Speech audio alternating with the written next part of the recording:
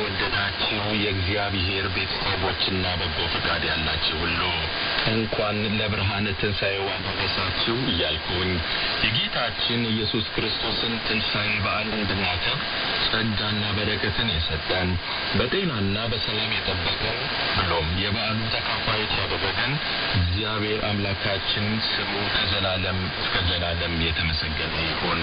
በቤተ ክርስቲያናችን ሥርዓት አምልኮ አቆጣጠር መሠረት የዛሬው ሰንበት ዘትንሣኤ በመባል ይታወቃል።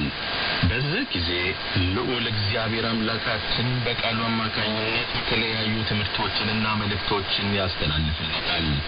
እግዚአብሔር በየዓመቱ ልዩና ጥልቅ የሆነ ፍቅሩ የተገለጸበትን የትንሣኤ በዓል እንድናከብር ስለፈቀደ ስሙ የተመሰገነ ይሁን።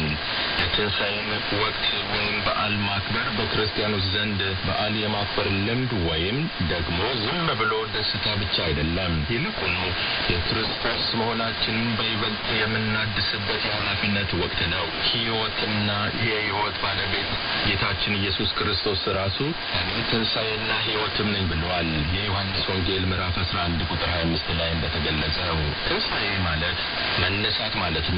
ከወደቅንበት ካንቀላፋንበት ተሳስተን ከምንገኝበት መንገድ ወጥተንና ተነስተን ወደ እግዚአብሔር መመለስ ማለት ነው። በአዲስ መልክ ጌታችን ኢየሱስን ክርስቶስ መምሰል ማለት ነው። በመሰረቱ አንድ ክርስቲያን የሆነ ሰው በእግዚአብሔር ጸጋ በሚገኝበት ሕይወት ውስጥ ሲሆን ሁልጊዜ ትንሣኤ ነው። ምክንያቱም ሕይወታችን በዘመናትና በዘመን በዓመታትና በዓመት በወራትና በወር እያለ በጊዜያት እየተከፋፈለ በመሆኑ በዚህ ሁሉ ውስጥ እግዚአብሔር በጸጋው ከእኛ ጋር እንዳለ የምንመለከትበት ምስጢር ስለሆነ ነው። በእግዚአብሔር ጸጋ አማካኝነት በየቀኑ ትንሣኤን የማይለማመድ ሰው የትንሣኤን ምንነት እንዴት ሊረዳ ይችላል ብሎ ራሱን ሊጠይቅ ይገባዋል።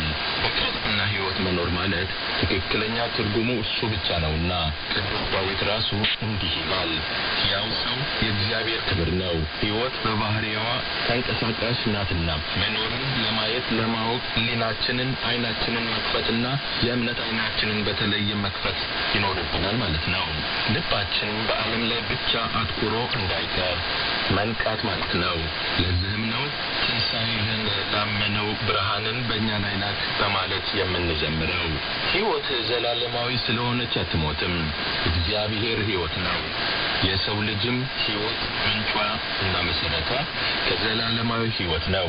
ዘፍጥረት ምዕራፍ 2 ቁጥር 7 ላይ እግዚአብሔር አምላክ ከምድር አፈር ወስዶ ሰውን አበጀው፣ በአፍንጫውም የሕይወት እስትንፋስ እፍ አለበት፣ ሰውም ሕያው ነፍስ ሆነ ይለናል። ስለሆነም ሕይወትን